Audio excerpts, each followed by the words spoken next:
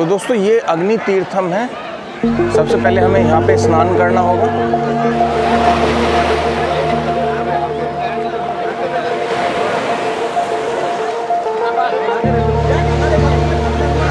तो देखिए दोस्तों, ये पंबन ब्रिज है और दूर दूर तक आप देखोगे तो यहाँ पे समुद्र फैला हुआ है।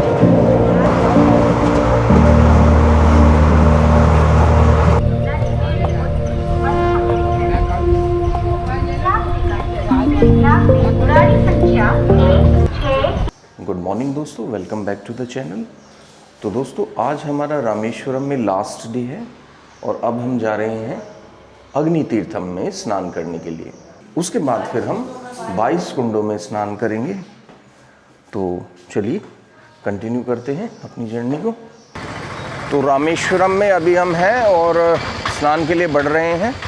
यहाँ से मुश्किल से 300 मीटर के आसपास स्नान का लोकेशन है, स्नान की लोकेशन है।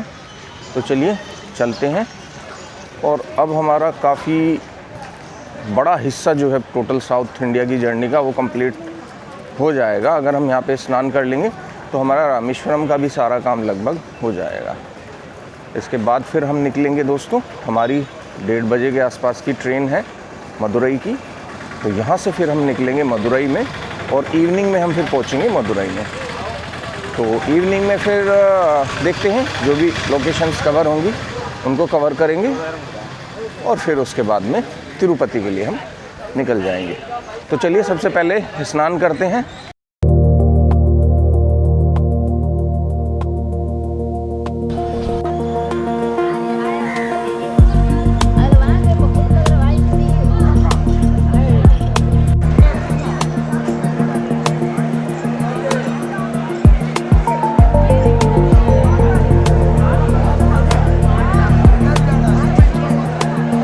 ये देखिए दोस्तों, सनराइज़ भी कितनी अच्छी तरीके से दिख रहा है होता हुआ सामने फिर दोबारा से।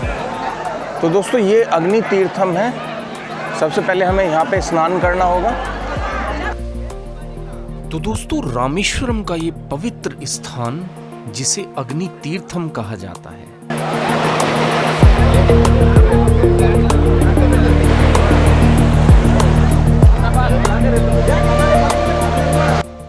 और यह समुद्र किनारे स्थित है। मान्यता है कि यहाँ स्नान करने से पापों का नाश होता है। तो दोस्तों अब स्नान करते हैं समुद्र में, रामेश्वरम में। तो चलिए।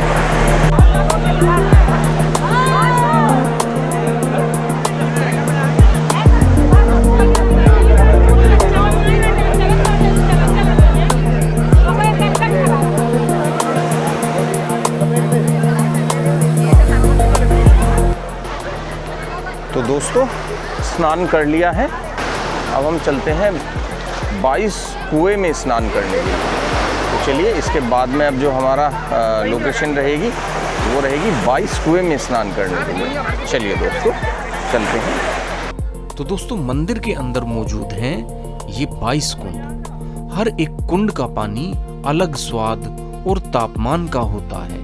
कहा जाता है कि ये सभी कुंड अलग अलग तीर्थों का प्रतीक है और हर कुंड में स्नान करने से आत्मा शुद्ध होती है। तो दोस्तों समुद्र से शुरू होकर इन 22 कुंडों में स्नान करना एक आध्यात्मिक अनुभव है जो जीवन भर याद रहता है। तो दोस्तों अगर आप रामेश्वरम आए तो इस पवित्र स्नान को जरूर करें।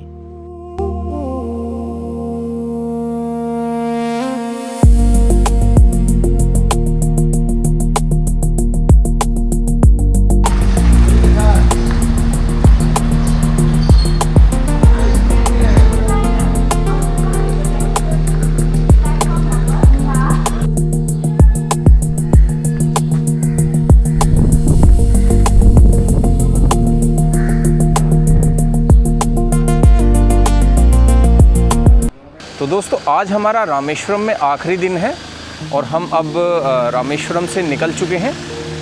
मेरा मतलब है कि हमने अपने होटल से चेकआउट कर दिया है और अब हमने होटल से चेकआउट करने के बाद हम सीधे पहुंचे हैं रेलवे स्टेशन पे तो रेलवे स्टेशन पे जो हमारी ट्रेन है वो है अप्रोक्स 1:30 की, जो हमें लेके जाएगी मदुरई। और फिर हम मदुरई में कुछ अच्छी अच्छी लोकेशन है उनको कवर करेंगे, जिसमें से एक लोकेशन जो सबसे ज़्यादा इम्पोर्टेंट है वो है मीनाक्षी टेम्पल।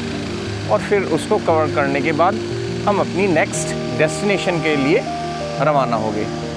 तो चलिए दोस्तों, प्लेटफॉर्म पे अभी हम पहुंच गए हैं। अभी काफ़ी समय है ट्रेन आने का, और उसके बाद में फिर हम ट्रेन में बैठेंगे। तो ट्रेन में क्या है, अभी पंबन ब्रिज आने वाला है। जैसे हम ट्रेन में बैठेंगे तो कुछ टाइम के बाद में पंबन ब्रिज आ जाएगा, तो फिर उसको भी हम विज़िट करेंगे। तो दोस्तों, अभी हम निकल चुके हैं रामेश्वरम से मदुरई की तरफ। और देखिए, रास्ते में जो कुछ भी नज़ारे आएंगे मैं उनको आपको दिखाता हुआ चलूँगा। तो चलिए मदुरई के लिए अपनी जर्नी को कंटिन्यू करते हैं।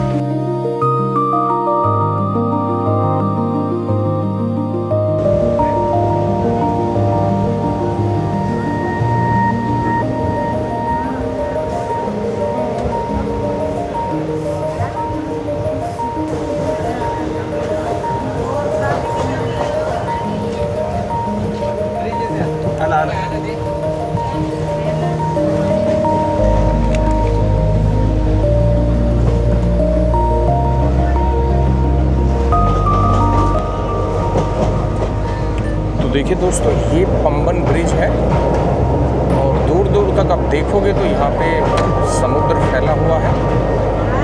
देखिए पंबन ब्रिज कैसा दिखता है।